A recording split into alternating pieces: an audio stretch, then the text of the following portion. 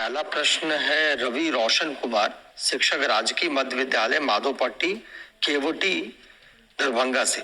इनका सवाल है सर कि शिक्षकों और बच्चों के सृजनात्मक लेखन को प्रोत्साहित करने और उनकी रचनात्मक कौशल को एक मंच प्रदान करने के लिए शिक्षा विभाग द्वारा अर्धवार्षिक अथवा वार्षिक तौर पर एक मेगा इवेंट का आयोजन किया जाए। इस इवेंट में विभिन्न प्रकार की प्रतियोगिता का आयोजन हो, यथा क्विज, निबंध, भाषण, वाद विवाद, क्रॉसवर्ड आदि। देखिए, ये सुझाव बड़ा अच्छा है और यूजुअली जो अन्य एजेंसीज सारे आयोजित करती है ओलंपियाड करके, तो हम लोग इस ओलंपियाड की प्रथा को फिर शुरू करेंगे और विशेषकर मैथ्स ओलंपियाड, साइंस ओलंपियाड है। ये दो सब्जेक्ट है जो बहुत इजीली हम लोग इवेलुएट कर सकते हैं।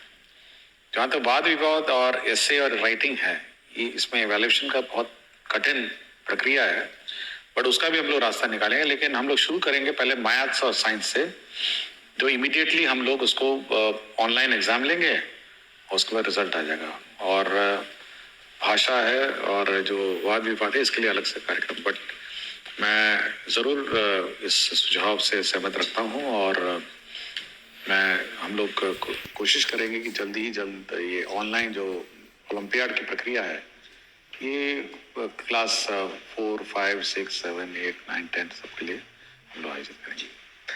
Thank you so much sir. एक बच्ची प्रिया कुमारी जो 7वीं में पढ़ती है, उत्क्रमित मध्य विद्यालय धर्मपुर नालंदा से है। इसने सवाल पूछा है सर कि स्कूल का संचालन फुल डे है, जिसके कारण यूनिफॉर्म की सफाई, स्कूल बैग, जूतों की सफाई एवं बाल और नाखून की कटाई का पर्याप्त समय नहीं मिल पाता है, जिसके कारण कभी कभी गंदा यूनिफॉर्म या नहीं सूखने के कारण गीला यूनिफॉर्म ही पहनकर स्कूल जाना पड़ता है। क्या शनिवार को स्कूल का संचालन पूर्व की बात ही हाफ डे नहीं हो सकता है? देखिए, हाफ डे कल तो समस्या है, क्योंकि आरटी में हमको एक सप्ताह में कितने घंटे पढ़ाने हैं निर्धारित है। और यदि बच्ची को ये समस्या है, ये समझता हूँ, क्योंकि जब भी मैं किसी विद्यालय में जाता हूँ तो बच्चा बोलता है कि मैं पूछता हूँ कि क्यों यूनिफॉर्म नहीं, सर वो गीला हो गया, पीछने के लिए डाल दी जी। तो ये समय समय पे कौन पीछने के लिए डाला है और कौन जानबूझ के यूनिफॉर्म में नहीं आया है, इसका हमेशा डाउट रहता है। तो अगर धोने का ही समस्या है, पीछने का ही समस्या है, तो हम शनिवार को कम से कम एक दिन नॉन यूनिफॉर्म डे रख सकते हैं। हेड मास्टर ये अपने स्तर पर ये डिसाइड कर सकते हैं कि शनिवार को नॉन यूनिफॉर्म डे रखें, जब बच्चे की माता या सब लोग अपना कपड़े धुलाएंगे और 2 दिन में तो सूख जाएगा, प्रेस भी हो जाएगा, और मंडे को फिर 5 दिन यूनिफॉर्म रखेंगे। 1 दिन की छूट हम लोग हेडमास्टर को छोड़ देते हैं। अच्छा जी, ठीक है ना, ताकि हेडमास्टर में डिसाइड करेंगे कि हर चीज का हम लोग यहाँ पे अब गाइडलाइंस निर्धारण नहीं सकते हैं, तो ये इंडिपेंडेंस उसको दे देंगे। तो लिख देंगे कि भाई, लेकिन ये जरूर है कि अगर 1 दिन की छूट दी है तो 5 दिन फिर यूनिफॉर्म होना चाहिए जी। तो ऐसा ना हो कि फिर ट्यूसडे कह देगा पीछने के लिए भेज दिए हैं और वेडनेसडे भी कर देगा जी। तो ये थोड़ा, या तो आप डिसिप्लिन 7-6 दिन रखिए, या फिर आप 1 दिन नॉन यूनिफॉर्म देते हैं। बाकी प्राइवेट स्कूल में भी ऐसे ही है जी, 1 दिन वो टी शर्ट पहन के आते हैं और अन्य ड्रेस पहन के आते हैं, तो हम लोग भी कर सकते हैं जी। एक सुरभि सिंह है, इनका सवाल है, क्या केंद्रीय विद्यालय और निजी विद्यालयों के तहत बिहार के सरकारी विद्यालयों में भी दिसंबर जनवरी महीने में बच्चों और शिक्षकों को ठंड की छुट्टी दी जाएगी? देखिए, इस बार हम लोग समर वेकेशन का टाइम निर्धारित कर देंगे और बिल्कुल स्पष्ट डेट्स है, मतलब इस तारीख से इस तारीख तक हम लोग दिसंबर में निर्धारित कर देंगे, ताकि सभी जो भी टीचर हैं अपना समर वेकेशन प्लान कर सकें पूर्व से जी। उस दिन उस पीरियड में कोई क्लासेस नहीं चलेंगी जैसे पूर्व में चलती थी, और पूरी छुट्टी रहेगी उस समर वेकेशन में। टीचर अपना जाएं, घूमें, यहाँ जाना जाए। बहुत सारे टीचर्स अन्य राज्यों से भी आए हुए हैं, तो अपने घर जाएंगे जी। और समर वेकेशन के पूर्व केवल इतना ही हम लोग टीचरों से अनुरोध करेंगे कि समर वेकेशन में आप बच्चों को होमवर्क देंगे, समर होमवर्क देंगे और प्रोजेक्ट वर्क देंगे। जैसे प्राइवेट स्कूल में होता है ना कि आप एल्बम बना के लाइए, अपने गांव में कौन कौन पत्ते हैं, कौन कौन फूल हैं, या कौन कौन जानवर के चित्र हैं, तो ये कुछ होमवर्क जो है वो आप समर वेकेशन में देंगे, लेकिन क्लासेस नहीं होंगी जी। तो ये बिल्कुल हम लोग इस बार दिसंबर में ही पूरे साल का कैलेंडर निकालें। जी जहां तक इस विंटर के हॉलीडेज की बात है, तो बिहार में जो मौसम का जो रुख रहता है, एक समय होता है जब वैसे ही ऑटोमेटिकली डिजास्टर मैनेजमेंट में छुट्टियां डिक्लेयर हो जाती हैं जी और ये शक्तियां हम लोगों ने डीएम को दी हुई है कि डीएम अपने आप छुट्टी जब अधिक ठंड हो जाती है डिक्लेयर कर दीजिए, तो विंटर वेकेशन वैसी हो जाती है। जी तो समर हम लोग फिक्स कर देंगे और वो भी हम लोग इस बार टाइमिंग देख लेंगे कि कब अधिक गर्मी है, कब है, क्या है, और उसी अनुसार लास्ट ईयर का जो टेम्परेचर ट्रेंड रहा है उसी के अनुसार उसको मैच करके हम लोग समर वेकेशन देंगे। और विंटर तो ऑब्वियसली पता ही है कि कब ठंड होती है जी और डीएम लोग ऑथराइज है। Thank you sir. एक बीपीएससी की टीआरई 1 की शिक्षिका है ऋतु राज, प्राथमिक विद्यालय 5गाछी टेढ़ागाछ किशनगंज से। इनका सवाल है कि शिक्षा को रुचिपूर्ण और बहुआयामी बनाने के लिए स्कूलों में स्मार्ट कार्ड, स्मार्ट बोर्ड या प्रोजेक्टर उपलब्ध करवाने के बारे में भविष्य का क्या प्रावधान हो सकता है। एनिमेटेड पाठों का समावेश छात्रों का ध्यान आकर्षित करती है, जिससे गतिशील शिक्षण वातावरण बनता है और सीखना दिलचस्प और बहुआयामी होता है। देखिए, हम लोगों ने बिल्कुल किसी टीचर को रोका नहीं है। आप 42 इंच का टीवी खरीद लीजिए और अपना क्लास चलाइए जी। और जो सरकार जो शिक्षा का कोष उनका है, जो राशि है विकास मत है, आप खरीद लीजिए, मना नहीं किया।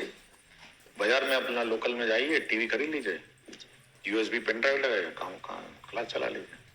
तो ये हम लोगों ने किसी को नहीं रोका है। तो जिसको जहां जगह मिले, टीवी लगाना हो, प्रोजेक्टर खरीदना, अपना खरीद ले।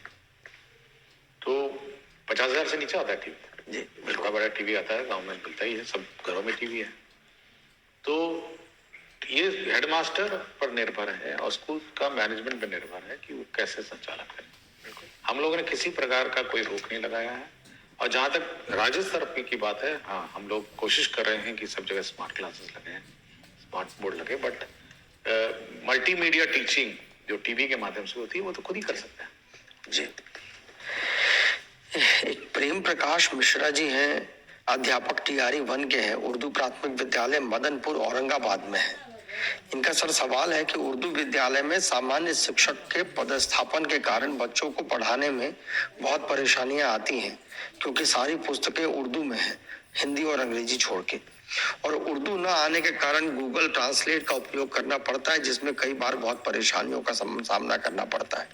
क्या विभाग इस पर कुछ विचार करना चाहेगी कि उर्दू विद्यालय में पदस्थापित सामान्य शिक्षक का ट्रांसफर या प्रतिनियुक्त किसी अन्य हिंदी विद्यालय में हो सके? देखिए, उर्दू विद्यालय में जैसे कि खुद ही कह रहे हैं कि सब सब्जेक्ट्स उर्दू नहीं है, कुछ हिंदी और इंग्लिश है और कंप्यूटर भी है जी। तो जो सब्जेक्ट्स इनके उर्दू से संबंधित नहीं है वो तो पढ़ा ही सकते हैं जी। लेकिन एक बार रिव्यू कर लेंगे कि कितने उर्दू टीचर हैं, कितने ये हैं, हिंदी टीचर उर्दू स्कूल्स में हैं, बट जो नॉन उर्दू नोइंग टीचर हैं, कम से कम जो गैर उर्दू सब्जेक्ट्स हैं जी, कंप्यूटर है, उस मतलब कुछ साइंस है, ये सब पढ़ा ही सकते हैं जी। बट ये हम लोग मिसमैच जो हो गया है ये एक बार चेक कर लेंगे जी। Thank you sir. क्या विनय स्कूल शिक्षक है सीवान से, क्या अब कक्षा 8वीं और 10वीं के बच्चों को मुख्यमंत्री बिहार दर्शन योजना के द्वारा भ्रमण नहीं कराया जाएगा? क्या बच्चों को अपने से ही कहीं भ्रमण के लिए ले जाया जा सकता है? यदि हाँ, तो इसके लिए क्या करना होगा? देखिए, ये कंपलसरी है।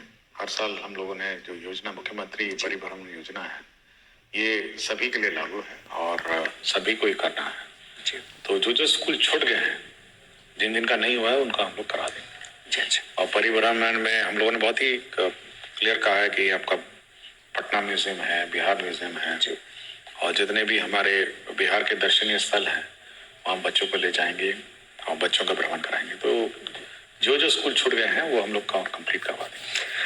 Thank you sir. ये एक शिल्पी सिन्हा है, उत्क्रमित मध्य विद्यालय रेवा मसौरी पटना से।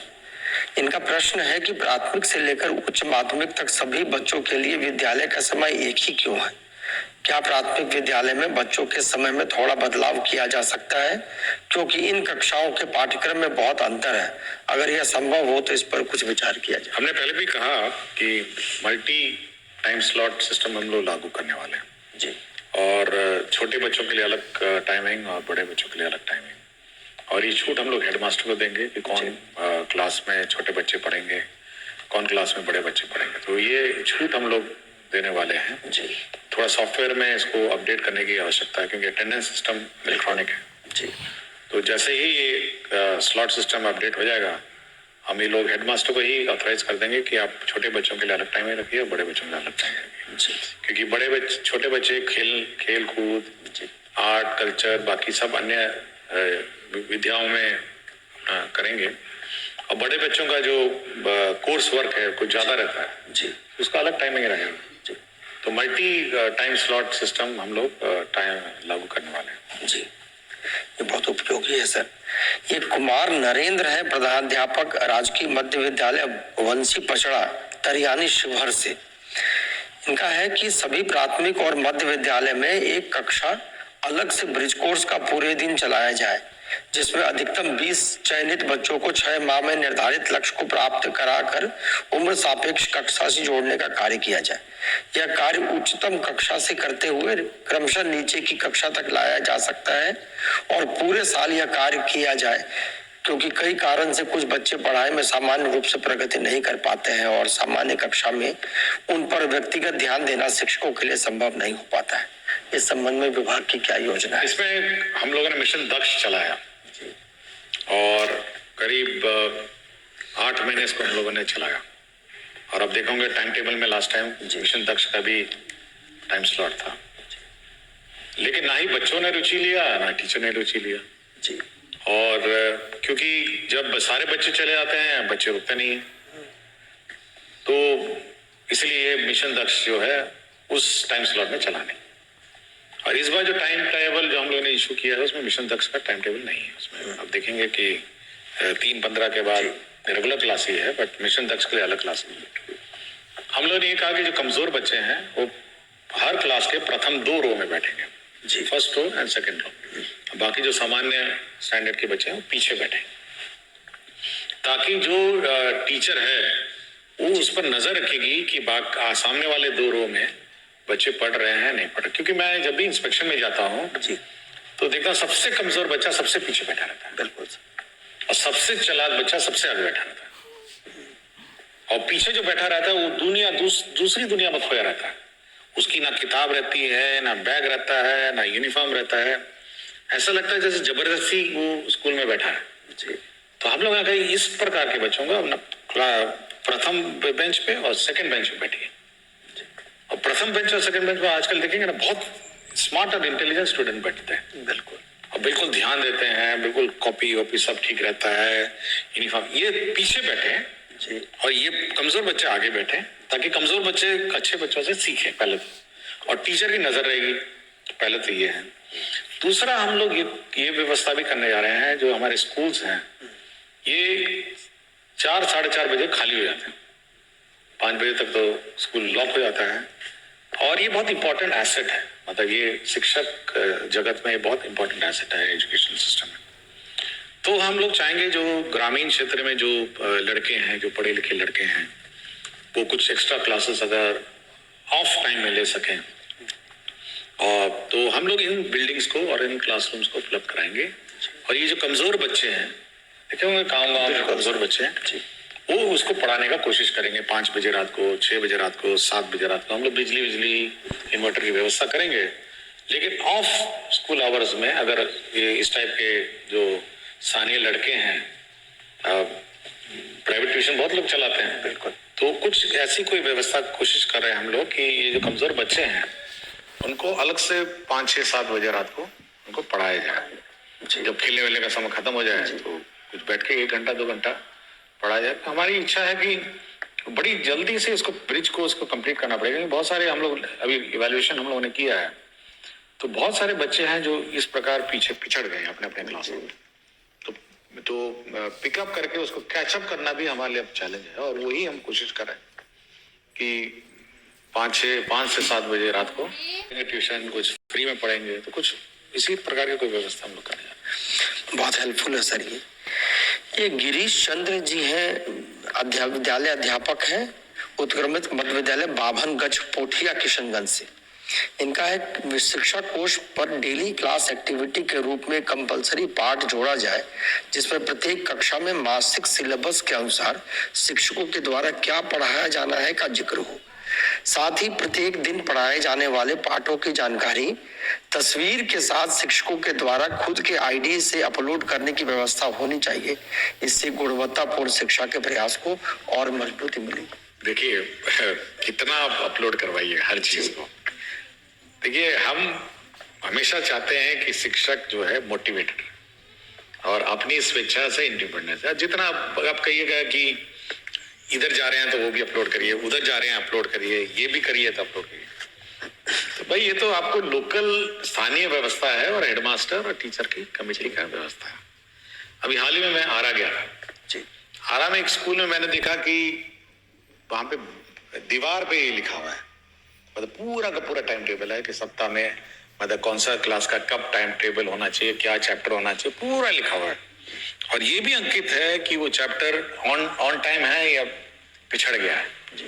तो ये हेडमास्टर बहुत ही जहां जहां इनोवेटिव है, जहां जहां मेहनत कश है, वहां तो उन्होंने सुनिश्चित कर दिया कि भाई टाइम टेबल किस टाइम टेबल है, चैप्टर 5 होना चाहिए जी, क्या हम चैप्टर 5 पहुंचे हैं या चैप्टर 5 से पहले चल रहे हैं।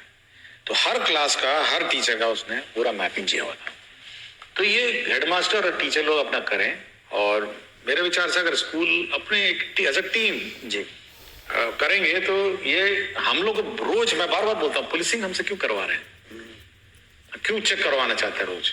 आप अपनी टीम है, आपका बच्चा है, पढ़ाइए ना, बिल्कुल सब छूट आपको दी हुई है, आपको समय भी निर्धारित है।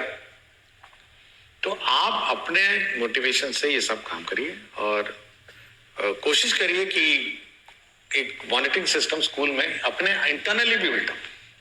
हर चीज ई शिक्षा कोर्स पे नहीं हो, क्योंकि आप फिर तंग आ जाएंगे कि ये भी डेटा डाला जाए, वो भी डेटा डाला जाए, मिड डे मील भी डाला जाए, अटेंडेंस भी डाला जाए, सब कुछ डाला जाए।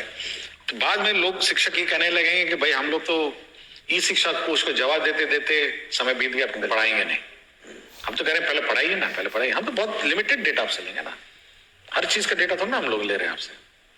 केवल अटेंडेंस लेता हूँ, मिड डे मील का भी मैंने बोल दिया है, और बाकी जब सब स्कूल में टैब होगा तो फिर कुछ और डेटा मांगा जाएगा। बिल्कुल, लेकिन हर चीज का हमको बात करिए कि ई शिक्षा कोर्स में होना चाहिए, स्कूल अपने नियंत्रण और अपने डिसिप्लिन में चले।